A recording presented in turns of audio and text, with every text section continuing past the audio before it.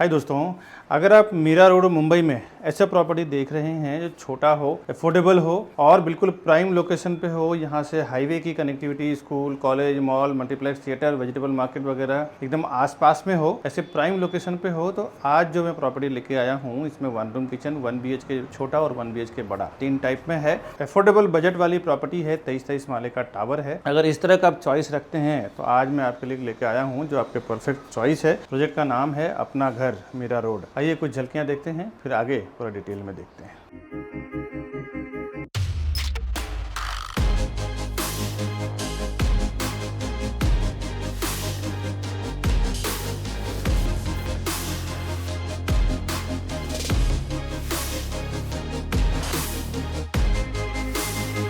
अभी जो कुछ झलकियां मैंने आपको दिखाया है अपना घर का, आइए कुछ इसको डिटेल में जानते हैं। हाय दोस्तों, मैं हूं Vikas Barnwal, channel partner of builder and property consultant. एक बार फिर से आपका स्वागत करता हूं हमारे इस यूट्यूब चैनल प्रॉपर्टी प्लाजा विकास बरनवाल में। आइए मैं आपको डिटेल में दिखाता हूँ ये फ्लैट किस टाइप का है, पैटर्न क्या है और इसका एलिवेशन कैसा रहेगा, कब इसका पोजीशन है, क्या रेरा नंबर है, पूरा डिटेल में जानते हैं। Sizing, pricing, discount, bottom rate, amenities वगैरह सब कुछ आगे समझते हैं। अभी मैं आपको 1 BHK का जो सबसे बड़ा है अपना घर में वो मैं आपको दिखाता हूँ। पहले देख लीजिए, फिर मैं साइज बताता हूँ आपको। यहाँ से इसका डोर स्टार्ट हो रहा है 1 BHK के हॉल का, और इसका जो कारपेट एरिया है 287 स्क्वायर फुट का इसका कारपेट एरिया है। और इसका पूरा यूजेबल कारपेट एरिया इंक्लूडिंग तीनों बालकनी को लेके 330 यानी 330 स्क्वायर फुट का है। और इसकी लेंथ में आपको कॉर्नर टू कॉर्नर दिखा रहा हूँ, ये आप देख लें, ये इसकी हॉल का लेंथ है। इसमें स्क्वायर टाइप का आपको हॉल पूरा चारों साइड से रहेगा। और इसके बाहर करीबन 2 से 2.5 फुट का आपको बालकनी मिल जाता है। ये जो इंटरनल बालकनी आप देख रहे हैं ये आपको हर एक फ्लैट में मिलेगा। अभी हम फर्स्ट फ्लोर पे खड़े हैं, नीचे शॉपिंग है, शॉपिंग का ये एक्स्ट्रा रूफ मिल रहा है, तो ये फर्स्ट फ्लोर का एक बेनिफिट है। बाकी जो फर्स्ट फ्लोर के ऊपर वाले जितने फ्लोर्स हैं उस पर आपको एक बेसिकली ये 2 से 2.5 फुट का बालकनी हर एक फ्लैट में आपको मिलने वाला है। अभी अंदर से फ्लैट को एक्सप्लोर करते हैं। जब आप लिविंग डाइनिंग से और आगे की तरफ आएंगे तो इस तरफ आपको मिलता है कॉमन वॉशरूम, इस तरफ मिलता है किचन। एक कॉमन वॉशरूम आप देखें, बेसिन, बाथ एरिया और एंड में दिया हुआ है इसका कमोड एरिया। और इससे थोड़ा सा जब आप आगे आ जाते हैं तो यहाँ पे आपको मिल रहा है किचन। किचन में वन साइड गैस प्लेटफॉर्म दिया हुआ है, बाहर वॉशिंग मशीन का स्पेस दिया हुआ है। वॉशिंग मशीन का स्पेस देखें, अप्रॉक्सीमेटली 3 फीट के आसपास इसकी चौड़ाई है। और एक बात आपको बता दूं कि यहाँ वास्तु को भी थोड़ा अगर आप ध्यान में रखें तो इस तरफ कॉमन वॉशरूम है, यहाँ अभी इन्होंने ओपन किचन रखा हुआ है। अगर आप इसको क्लोज किचन कर देते हैं तो वॉशरूम के सामने का पूरा ये चला जाएगा और यहाँ से आपको एंट्री मिल जाएगा। तो ये अभी ओपन किचन का कॉन्सेप्ट है, आप चाहे तो इसको क्लोज किचन भी कर सकते हैं। अभी आगे मैं आपको बेडरूम दिखाता हूँ किस टाइप का है। ये हमने अभी हॉल देखा, common washroom, kitchen, balcony area, और अभी ये इसका बेडरूम है। बेडरूम का स्पेस में इन्होंने क्या क्या दिया हुआ है मैं आपको बताता हूँ। इस तरफ आपको एक वार्डरोब का स्पेस मिल रहा है, यहाँ पे देख लें। और यहाँ पे भी आपको बालकनी मिल रहा है करीबन 2 से 3 फुट का। और इसकी स्ट्रक्चर बड़ी प्यारी है, बीच में रोड है और 23 माले का टावर है। अभी मैं एक बार विंडो के साइड से आपको कवर करके दिखा रहा हूँ। यहाँ पे भी बड़ा वार्डरोब का स्पेस दिया हुआ है। एक वार्डरोब का स्पेस आपको उस तरफ दिया हुआ है, एक वार्डरोब यहाँ पे दिया हुआ है। तो आप चाहें तो वो वार्डरोब बनाने के बाद अगर नीड ना हो तो ये वार्डरोब नहीं बनाएंगे तो ये बेडरूम आपको करीबन 2 से 2.5 फुट का डेप्थ अलग से मिल जाएगा। अगर आप यूज़ करना चाहें तो कर सकते हैं, नहीं तो फिर इसको ओपन भी आप रख सकते हैं। और एक बार अंदर से पूरे फ्लैट का व्यू मैं आपको शो कर रहा हूँ। ये मैंने सबसे बड़ा 1 BHK जो अपना घर में बन रहा है वो मैंने दिखाया। अभी इससे छोटा 1 BHK है वो देखते हैं, उसके बाद में 1 रूम किचन भी आपको शो करता हूँ इसी वीडियो में। अभी जो मैंने अपना घर का फर्निश्ड फ्लैट दिखाया है जो 338 यूजेबल कारपेट है जिसका, और उसी का मैं आपको वैकेंट फ्लैट दिखा रहा हूँ। एक बार आपको समझ में आएगा इसका स्पेस कैसा है। ये ओरिजिनली देखें तो बालकनी जो मिलेगा आपको सेम एज इट इज़ दिखाया हुआ है। उस तरफ शॉपिंग होने के कारण एक एक्स्ट्रा रूफ दिया हुआ था। तो यहाँ पे देखें हर एक फ्लैट में इतना आपको 2 से 2.5 फुट का बालकनी मिलेगा। बाद में आफ्टर ओसी आने के बाद आप चाहें तो इसको एक्सटेंड कर सकते हैं, अगर सोसाइटी परमिशन देती है तो। आपका हॉल करीबन 2 से 3 फुट का स्पेस बढ़ जाएगा, इसकी लेंथ बढ़ जाएगा। और ये विंडो के साइड से ये पूरे हॉल का इसका स्पेस है। ये अगर आप बालकनी कवर कर लेंगे अंदर ओसी आने के बाद, तो ये पूरा स्पेस आपको इतना बड़ा यूज़ करने को मिल जाएगा। अभी आगे चलते हैं, इस तरफ इसका कॉमन वॉशरूम, सेम कॉन्सेप्ट जो फर्निश्ड में दिखाया हुआ है।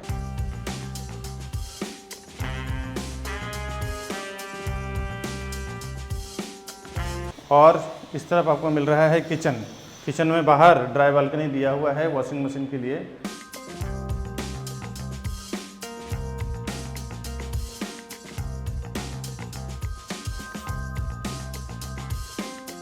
और आगे आइए, अब मैं आपको बेडरूम दिखाता हूँ, क्योंकि वहाँ पे बेडरूम में वार्डरोब बना हुआ था, मैं आपको प्रॉपर दिखा नहीं पाया। यहाँ पे आप देख लें, इस तरफ जो वार्डरोब का स्पेस है, कबर्ड का स्पेस, वो ये है, और बाहर बालकनी है। ये दोनों थोड़ा नज़दीक से देख लें आप, ये वार्डरोब का स्पेस है।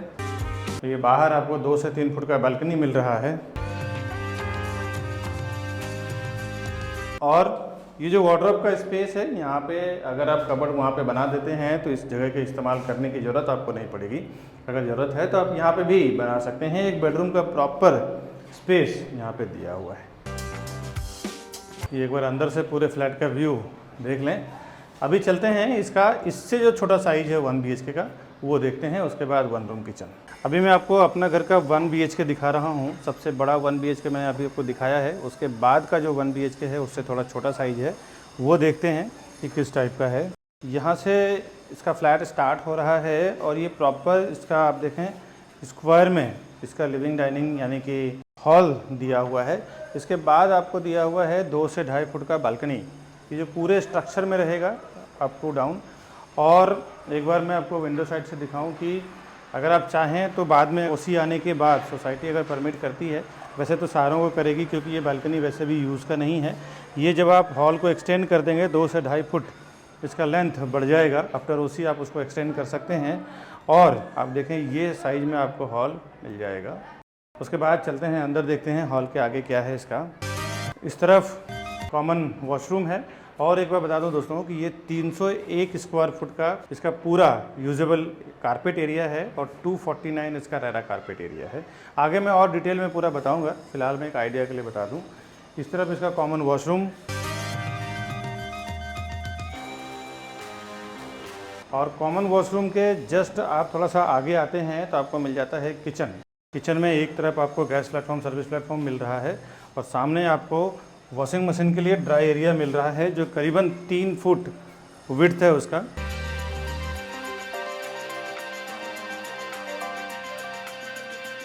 यहाँ पे भी सेम कॉन्सेप्ट दिया हुआ है कि ओपन किचन अगर आप रखते हैं तो ये वॉशरूम के सामने आएगा। अगर आप यहाँ से क्लोज़ कर देंगे, यहाँ से इसकी एंट्री कर देंगे तो ये वॉशरूम के सामने नहीं आएगा। जो वास्तु जो मानते हैं लोग, वो वास्तु वालों को ये रहता है कि वॉशरूम के सामने किचन नहीं रहना चाहिए। आगे इसका बेडरूम देखते हैं किस टाइप का है। इस तरफ वार्डरोब का यानी कि कबर्ड,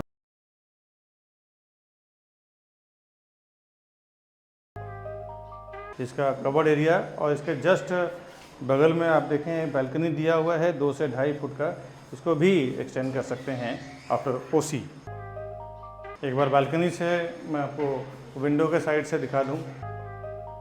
बड़े 1 BHK में यहाँ पे आपको अलग से वार्डरोब का स्पेस मिल रहा था, यहाँ पे नहीं है। बिकॉज अभी मैं जो खड़ा हूँ, ये जो भी मैंने फ्लैट आपको दिखा रहा हूँ ना, 1 रूम किचन या छोटा 1 BHK या बड़े 1 BHK, ये सब मैं एक्चुअल फ्लैट आपको दिखा रहा हूँ। कोई आर्टिफिशियल सैम्पल फ्लैट नहीं है। ये जो भी है बिल्डिंग के अंदर जो बिल्डिंग बन रहा है उसका ही फ्लैट में दिखा रहा हूँ। तो एक्चुअल जो आपको यहाँ पे देखने को मिल रहा है एज इट इज़ प्रॉपर्टी आपको डिलीवर मिलेगा जब आप लेंगे। तो ये एक्चुअल फ्लैट है इसका कोई अलग से सैम्पल फ्लैट नहीं है।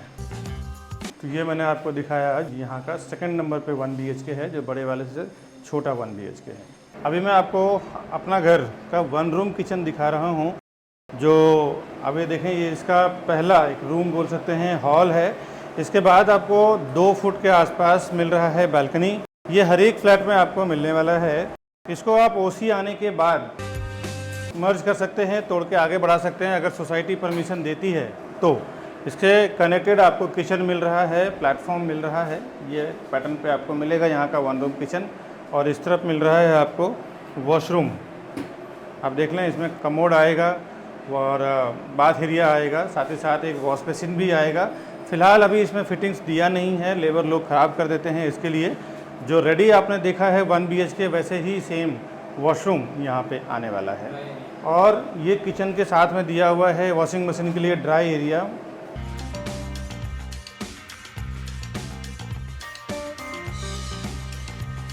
ये तो मैंने आपको 1 रूम किचन दिखाया है। अभी मैं अपना घर के एंट्रेंस लॉबी में खड़ा हूँ। क्या टाइप का एंट्रेंस लॉबी रहेगा हर एक विंग का, वो मैं दिखा रहा हूँ।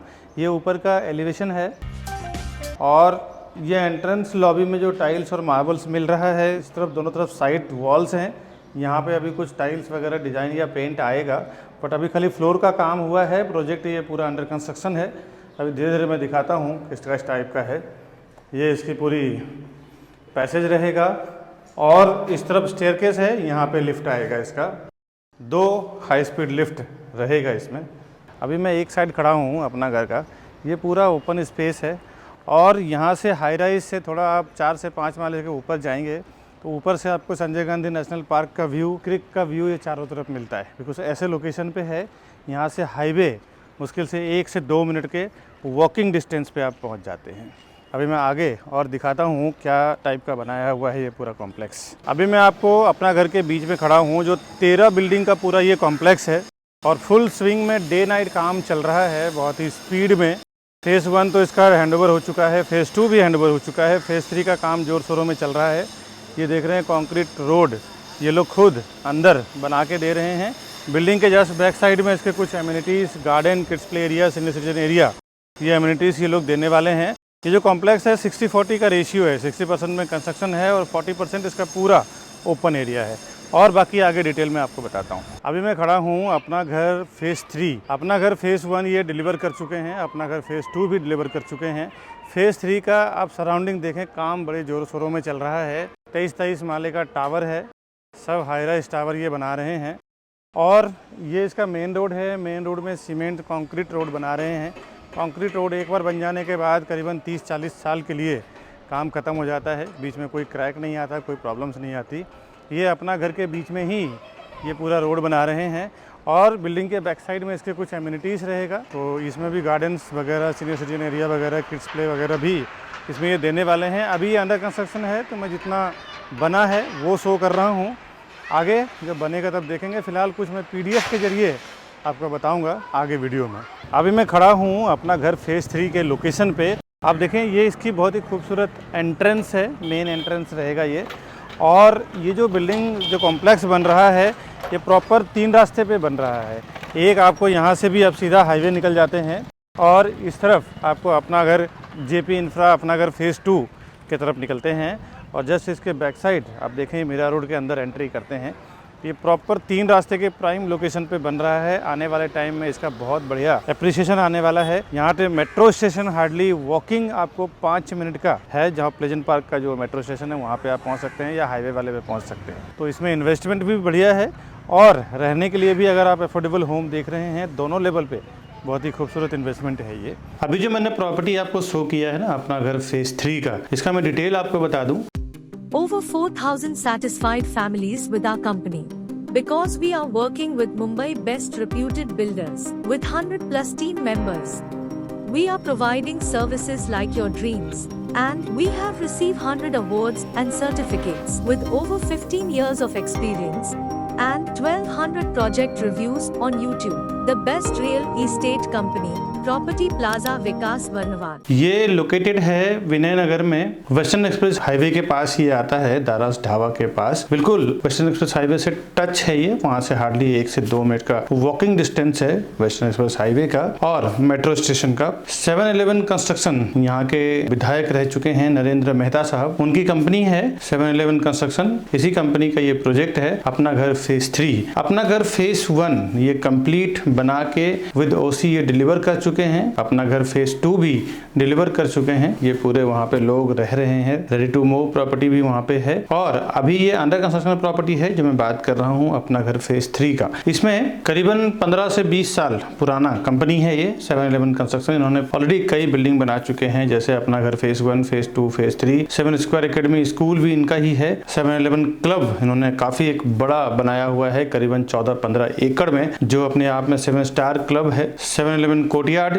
ये इनके ही प्रोजेक्ट हैं। अब इस पर्टिकुलर फेज 3 की बात करूं अपना घर का, इसमें 10 एकड़ का पूरा ये लैंड एरिया है और टोटल इसका फ्री होल्ड लैंड है। 22 माले का 13 विंग की पूरी ये सोसाइटी है और सारे हाई राइज टावर बना रहे हैं ये। अगर आप रेरा में देखना चाहते हैं तो ये इसका QR कोड है, इस QR कोड को स्कैन करके आप अपना घर फेज 3 का पूरा डिटेल जान सकते हैं घर बैठे। और इसमें जो सीलिंग का हाइट इन्होंने दिया हुआ है वो 9.5 फीट का है फ्लैट का। और इसमें जो अलग अलग टावर है, किसी टावर में एक फ्लोर पे 9 फ्लैट दिया हुआ है, किसी में 8 है, किसी में 6 है। तो ऐसा अलग अलग टावर में इन्होंने अलग अलग फ्लोर पे फ्लैट्स दिए हुए हैं। एक बार और पूरी तरह से समझने के लिए तो आप साइट पे आना ही रहेगा आपको। एक फ्लोर पे 3 लिफ्ट और 2 स्टेयरकेस रहेगा। टोटल फ्लैट इस पूरे कॉम्प्लेक्स में 2400 यानी कि पूरे 13 टावर मिला के लगभग 2400 फ्लैट है। इसमें जो प्लॉट एरिया है 10 एकड़ का, इसमें 70% में कंस्ट्रक्शन है और 30% इसका देखें चारों तरफ ओपन एरिया है। ये आप इसका मास्टर प्लान देख सकते हैं। रेसिडेंशियल इसका स्टार्ट हुआ है फर्स्ट फ्लोर से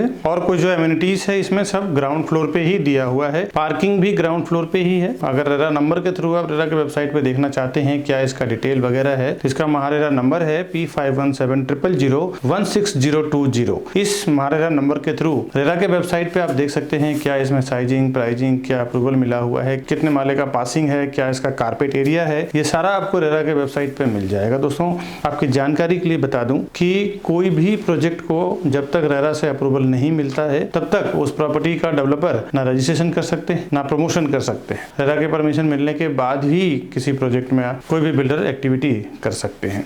रेरा में जो पोजीशन है इसका अगस्त 2024 का है। मैंने आपको जो वीडियो दिखाया है उस वीडियो में पूरा दिखाया है कि बिल्डिंग ऑलमोस्ट सब का सब रेडी हो चुका है। रेरा में तो अगस्त 24 है पर बिल्डर आपको जुलाई 24 में ही पूरा पोजीशन दे देंगे, फिट आउट पोजीशन दे देंगे। सीसी इसमें पूरे टावर का रिसीव्ड है और इसमें व्यू आप देखें तो जब आप हाई राइज टावर में जाते हैं 7 माले से ऊपर जाते हैं, क्योंकि आसपास में देखें 6-7 माले की बिल्डिंग्स बनी हुई हैं। आपको साउथ ईस्ट के साइड पूरे SGNP यानी Sanjay Gandhi national park, forest और माउंटेन का व्यू मिलता है। ईस्ट में आपको क्रिक का व्यू मिलता है पूरा। और आप जब नॉर्थ वेस्ट में देखते पूरा सिटी व्यू मिलता है, समुद्र का व्यू मिलेगा। और जब आप प्रॉपर वेस्ट में देखते हैं तो भी आपको क्रिक का व्यू और मुंबई साइड के सिटी का व्यू मिलता है। व्यू चारों साइड से यहाँ पे ओपन दिया हुआ है। ज्यादातर तो हिंदू लोकेलिटी के लोग हैं बट इसमें मिक्स कॉस्मो भी दे रहे हैं ये लोग। कंस्ट्रक्शन स्टेज 85% ड्यू हो चुका है।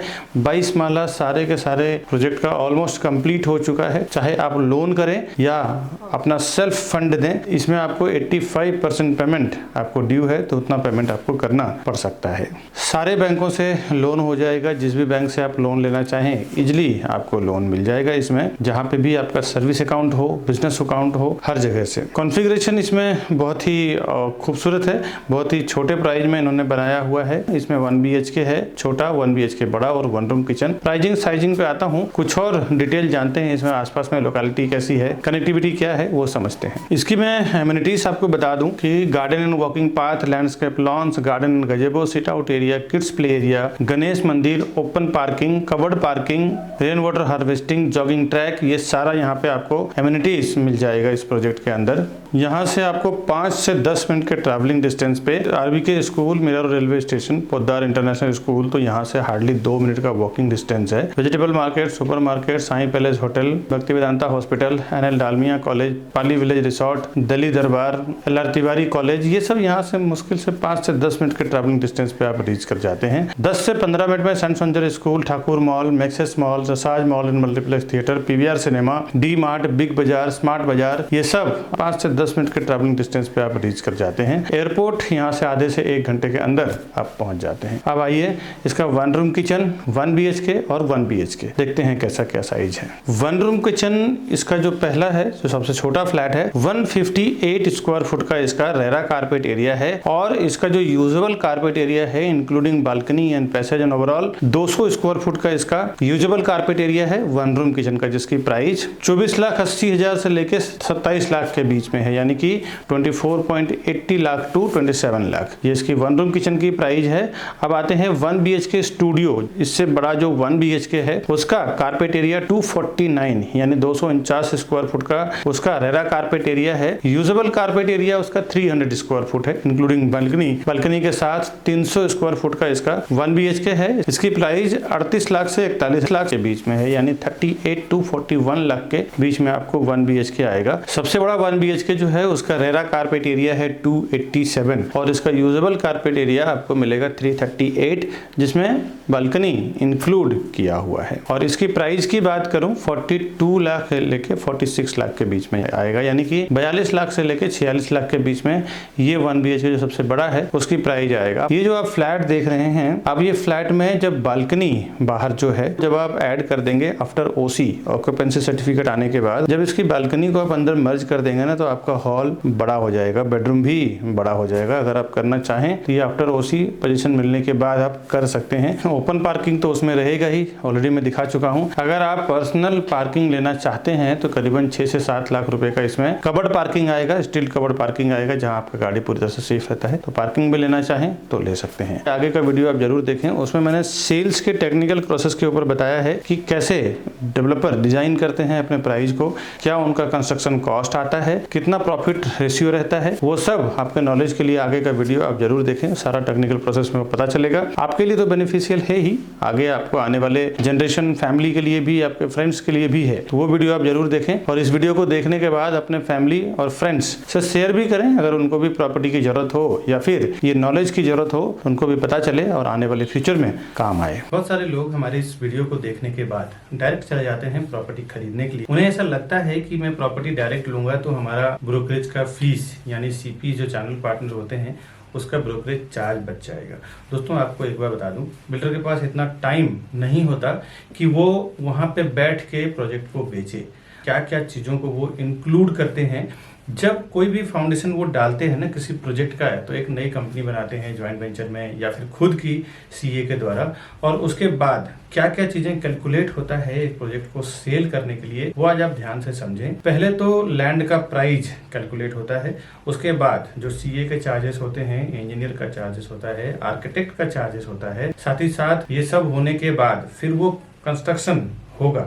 उसके लिए एक कॉन्ट्रैक्टर को कॉन्ट्रैक्ट दिया जाता है, चलो इस कंस्ट्रक्शन को पूरे बिल्डिंग को कंप्लीट करेंगे और बना के उसको हैंडओवर। साथ ही साथ म्युनिसिपल कॉर्पोरेशन MBMC होती है, BMC होता है, TMC होता है, कहीं ग्राम पंचायत होता है। तो ये सारों जो गवर्नमेंट बॉडी जहाँ पे काम करती है, गवर्नमेंट अथॉरिटी जहाँ पे काम करती है, वहां से परमिशन लिया जाता है। ये तो बेसिक बिल्डिंग और कंस्ट्रक्शन का खर्चा हो गया। इसके बाद ऑफलाइन मार्केटिंग, जो हाईवे पे होर्डिंग्स लगता है, बोर्ड लगता है, उसका पैम्पलेट्स होते हैं, उसका ब्राउसर होता है, उसका ऑनलाइन मार्केटिंग में जिसमें वेब पोर्टल्स होते हैं, जो प्रॉपर्टी पोर्टल्स होते हैं, जिसमें मैजिक ब्रिक, 99 एकड़ हाउसिंग, ये सब जो पोर्टल्स होते हैं। इसके बाद एजेंट मार्केटिंग की बात करता हूँ, जो रियल एस्टेट एजेंट यानी चैनल पार्टनर्स या प्रॉपर्टी डीलर्स को जो ब्रोकरेज दिया जाएगा, वो भी ये सारे प्राइस को इंक्लूड करके फिर डिसाइड होता है कि प्रोजेक्ट का पर स्क्वायर फुट प्राइस क्या होगा। बिल्डर पहले से ही सारे प्राइस को इंक्लूड करके फिर वो एक पर स्क्वायर फुट प्राइस बनाते हैं। इसके बाद जो वो सेल्स टीम हायर करते हैं,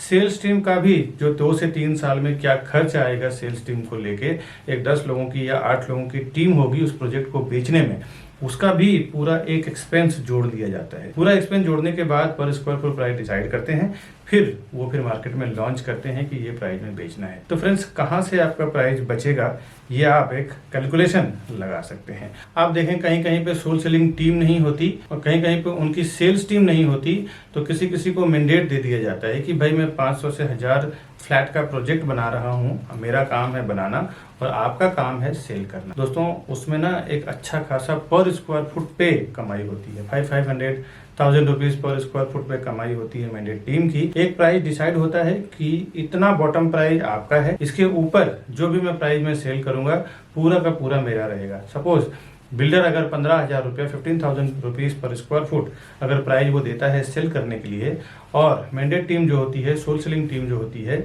अगर वो 16,000 रुपये पर स्क्वायर फुट में बेचती है तो 1,000 रुपीज़ पर स्क्वायर फुट का उसको अलग से कमीशन बन जाता है दोस्तों। तो ये कोई आपको नुकसान करने वाली चीज नहीं है। और सीपी के साथ जाने में क्या फायदा है आपको, फर्स्ट टाइम जब विजिट करते हैं ना बिल्डर के प्रोजेक्ट पे, उसी टाइम आप सीपी को साथ में लेके जाएं।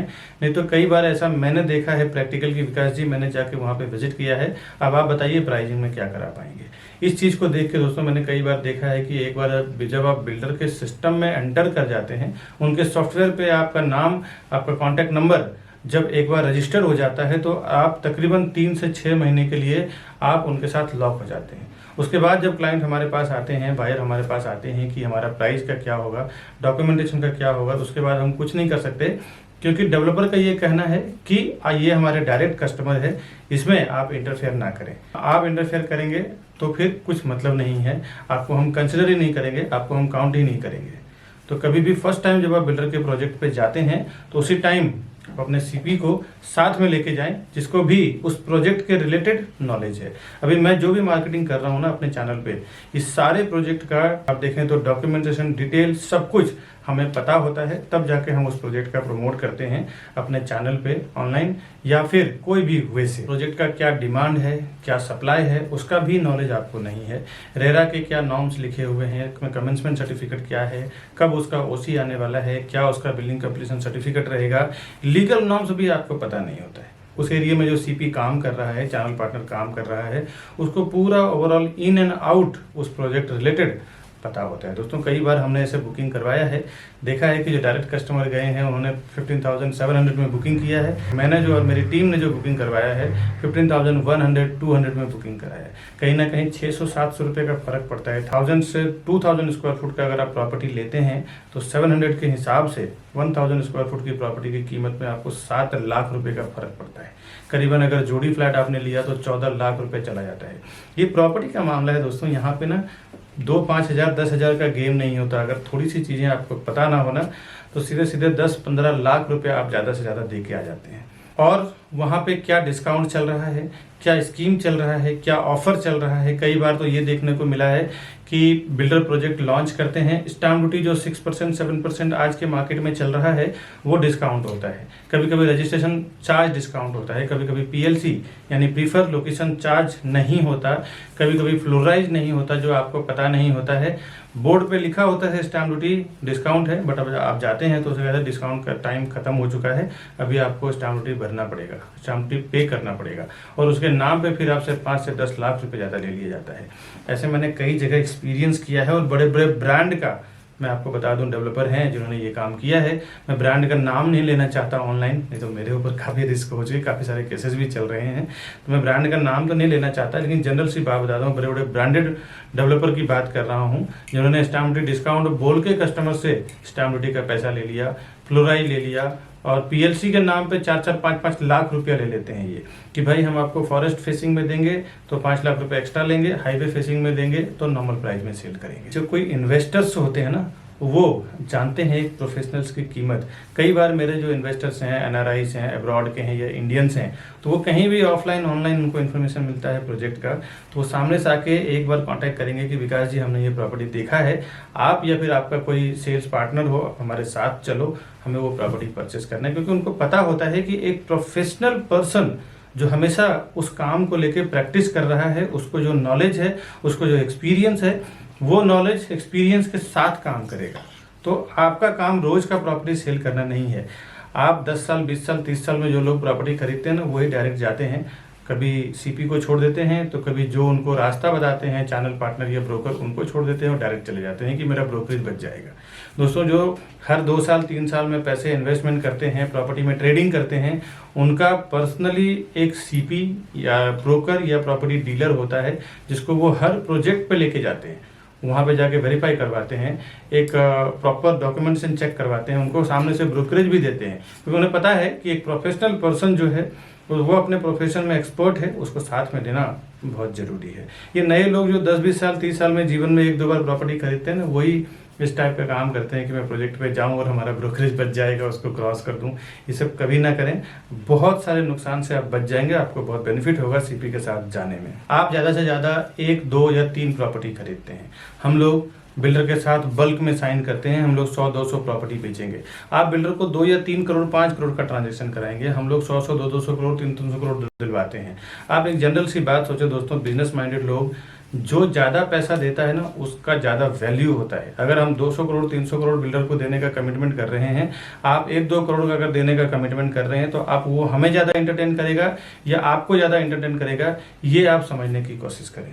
हम जाते हैं प्राइजिंग में सीधे जो वो प्राइस बोलते हैं उसमें 1000 रुपीज़ 500 रुपये पर स्क्वायर फुट डाउन कर देते हैं कि भाई हम आपको इतना माल बेच के देंगे, इतना प्रॉपर्टी बेच के देंगे, इतना हम टर्नओवर करवाएंगे आपका। बिल्डर भी समझता है कि हाँ ये करवा सकता है, इनके पास इतनी कैपेसिटी है, मार्केटिंग है। वो जो बेनिफिट होता है ना हमें बल्क में बेचने के लिए, वो हम अपने कस्टमर्स को ले जाके देते हैं। दोस्तों एक बात बता दूं, कोई भी डेवलपर, कोई भी बिल्डर हमें कुछ फ्री में नहीं देने वाला है। हम पूरा का पूरा टीम जो हमारी काम करती है वो कस्टमर के फेवर में काम करती है। कस्टमर को भी प्राइस कम करवा के देंगे, सर्विस भी देंगे, डॉक्यूमेंटेशन भी चेक करेंगे, साथ ही साथ डेवलपर से जो हमें फीस मिलता है as a brokerage, as a CP channel partner का फीस मिलता है, वो अलग। तो ये दोनों लेवल पे आपको बेनिफिट हो जाता है। एक आपके साथ एक सर्विस देने वाला पर्सन होता है, दूसरा आप देखें तो डेवलपर को भी एक मोटा पैसा हमारी ओर से 1% उसको दिला देते हैं। वो अगर प्रोजेक्ट बेचने में 1 साल लगेगा, तो अगर हमारे जैसे पावरफुल एजेंट्स जो होते हैं जो 100-200 300 प्रॉपर्टी बेचते हैं, जनरली उनको 6 महीने में पूरा प्रॉपर्टी बेच के दे देते हैं, पूरी बिल्डिंग बेच के दे देते हैं। इसके लिए वो हमें ज़्यादा एंटरटेन करेंगे, हमारे से प्राइसिंग पे ज़्यादा नेगोशिएशन करते हैं। आपसे तो बेहतर ही रहेगा, 2-3 प्रॉपर्टी आप खरीदेंगे, हम लोग 100-200 300 प्रॉपर्टी सेल करेंगे। इसीलिए हम लोग हमेशा कस्टमर के फेवर में ही काम करते हैं, ताकि कस्टमर अगर प्रॉपर्टी लेगा तो ही हम लोग फिर ब्रोकरेज बिल्डर हमें देगा, या तो हम as a channel partner work करें, एज ए प्रॉपर्टी डीलर या फिर प्रॉपर्टी कंसल्टेंट आप हैं तो हम हैं। कस्टमर के लिए ही हम लोग ज़्यादातर काम करते हैं, क्योंकि कस्टमर अगर प्रॉपर्टी का पैसा देगा तो ही ब्रोकरेज हमें मिलेगा, ब्रोकरेज फीस हमें मिलेगा। तो हमारा कमिटमेंट हमेशा ये रहता है कि बिल्डर को तो करना ही है, साथ ही साथ कस्टमर को ज़्यादा से ज़्यादा बेनिफिट कैसे मिल जाए, उससे हमें कई फ़ायदे होते हैं। एक, फ्यूचर रेफरेंस हमारे लिए बढ़ जाता है। वो अपने रिलेटिव दोस्त को जाके बोलते हैं कि आप प्रॉपर्टी प्लाजा और विकास बरनवाल जी के साथ में काम करो या फिर उनके टीम के साथ में काम करो, आपको बेनिफिट होगा।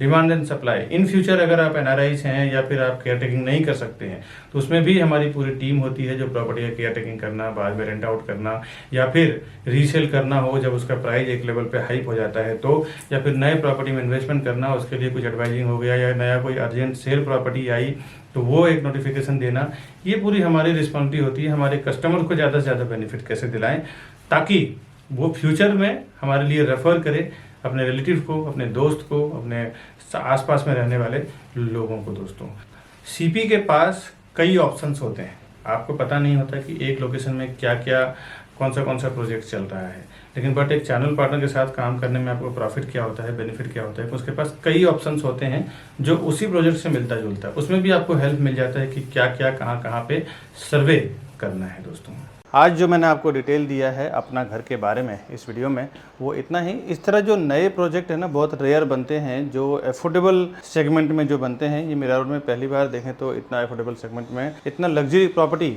यहाँ के नरेंद्र मेहता साहब जो रह चुके हैं यहाँ पे विधायक, वो ये बना रहे हैं। तो आज अपना घर के बारे में इन्फॉर्मेशन इतना ही। ऐसे नए नए प्रोजेक्ट का इन्फॉर्मेशन मैं हमेशा लेके आते रहता हूँ हमारे इस यूट्यूब चैनल प्रॉपर्टी प्लाजा विकास बरनवाल में। आपसे रिक्वेस्ट है आप हमारे चैनल को सब्सक्राइब कर लें, बेल आइकन प्रेस करके रखें कि जब भी मैं ऐसे कोई प्रॉपर्टी डालूं, चाहे फायदे की हो, कभी कभी तो आप देखें बिल्डर कोई नया प्रोजेक्ट जब लॉन्च करता है ना तो उसमें रजिस्ट्रेशन स्टैम्प डिस्काउंट होता है, कभी कभी उसमें PLC फ्लोराइज डिस्काउंट होता है। साथ ही साथ हमारे पास कभी बैंक ऑप्शन की प्रॉपर्टी आती है तो कभी कभी देखें उसमें 30 to 40% डिस्काउंट पे रहता है। जो लोग लोन ले लेते हैं, EMI नहीं पे कर पाते हैं तो बैंक उनके प्रॉपर्टी को नीलाम कर देती है। साथ ही साथ रीसेल में कभी हमारे पास अर्जेंट सेल में जो प्रॉपर्टी आती है वो भी काफ़ी फ़ायदे में आती है, 30-30, 40-40 लाख रुपए डिस्काउंट में आती है। इस टाइप की जो फ़ायदे वाली प्रॉपर्टी होती है मैं हमेशा मेरे चैनल प्रॉपर्टी प्लाजा विकास बरनवाल पे डालता हूँ। आपको सब्सक्राइब करने का बेनिफिट ये होगा, जब भी मैं डालूंगा सबसे पहले आपको नोटिफिकेशन मिलेगा, फ़ायदा उसका ले पाएंगे। दोस्तों ऐसे मैंने हज़ारों लोगों को फ़ायदे में